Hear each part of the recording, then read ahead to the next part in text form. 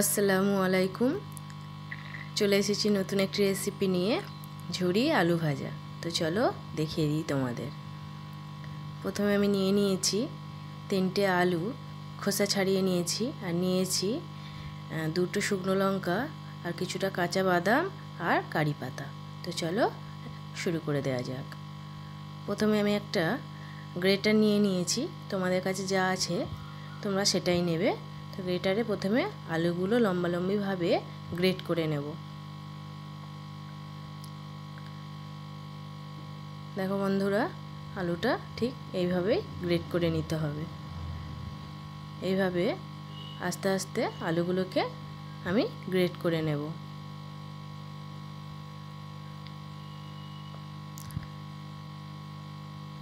আলুগুলো গ্রেট করা হয়ে গেছে। এবার আলুগুলোকে ভালো করে 2-3 বার পানি দিয়ে আমি ধুয়ে নেব। ধুয়ে নিয়ে চলে এসেছি আমি। তারপর একটা ছাঁকনিতে আমি আলুগুলো ছাঁকতে দিয়ে দেব কিছুক্ষণের জন্য।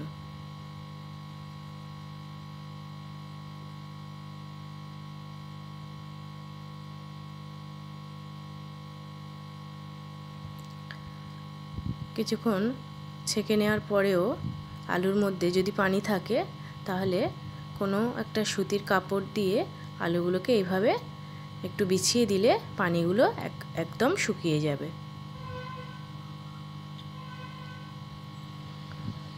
আমরা চেষ্টা করব আলুর মধ্যে যেন কোনো পানি না থাকে। ভালো করে আলুগুলোকে শুকিয়ে নেব।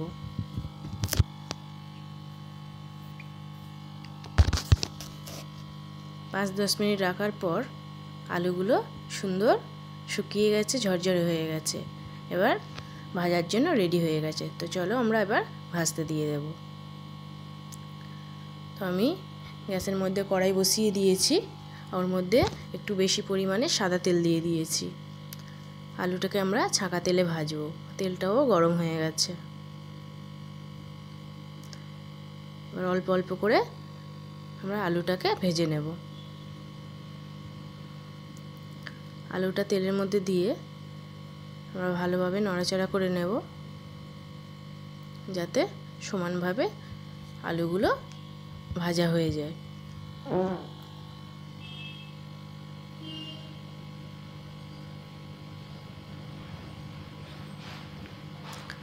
আলুগুলো যখন ভাজা হয়ে যাবে, তখন এই যেটা পুঁজগনিটা আর উঠবে না।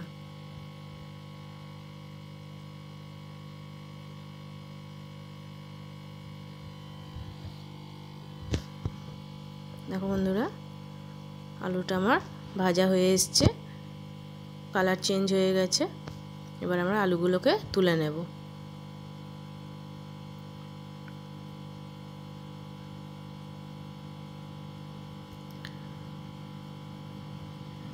একদম অনুষ্ঠান বাড়ির মতো মুচমুচে হবে। তোমরা একবার বাড়িতে বানিয়ে দেখবে, খুব মুচমুচে হয় আর খুব টেস্টি হয়। বাড়ির লোককে বানিয়ে খাওয়ালে সবাই তোমার খুব প্রশংসা করবে। তো একইভাবে আমরা বাকি আলুগুলোকে ভেজে নেব।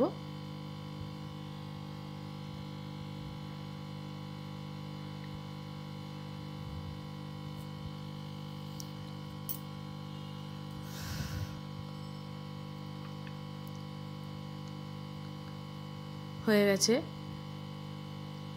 এবার আমরা আলুগুলোকে তুলে নেব।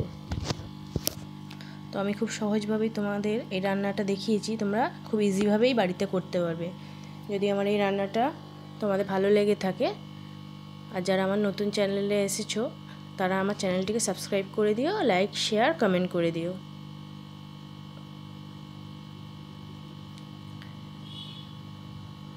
আলুগুলোকে তুলে নেব এবং ওই তেলের মধ্যে আমি কাঁচা বাদামগুলোকে একটু ভেজে নেব।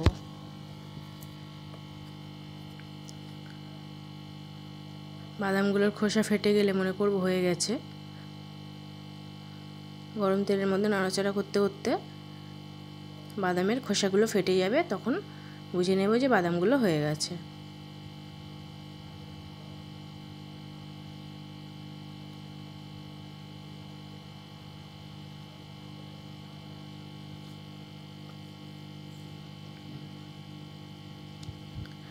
এই আলু ভাজা অনুষ্ঠান বাড়িতে আমাদের ডালের সঙ্গে দেয়। আমরা বাড়িতেও বানিয়ে ডালের সঙ্গে এই ঝুরি আলু ভাজা খেতে খুবই ভালো লাগে। বাচ্চা থেকে বড় সবাই এটি খুব পছন্দ করবে। এবার ওই তেলের মধ্যে আমি দিয়ে দিলাম কারি পাতা। কারি পাতাটা হালকা একটু ভেজে তুলে নেব। কারি পাতা দিলে খুব আওয়াজ হয়, তাই জন্য আমি ঢাকনাটা দিয়ে দিলাম।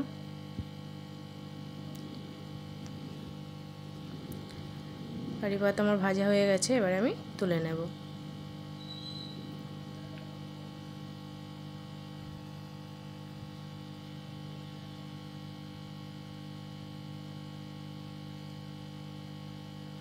এবার আমি তেলের মধ্যে দুটো শুকনো লঙ্কা ভালো করে ভেজে নেব।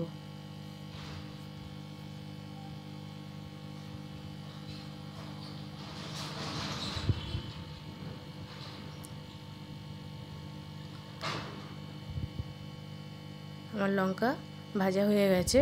এবারে আমি আলু ভাজা, বাদাম, কারি পাতা সব একসঙ্গে মিক্স করে দিয়েছি।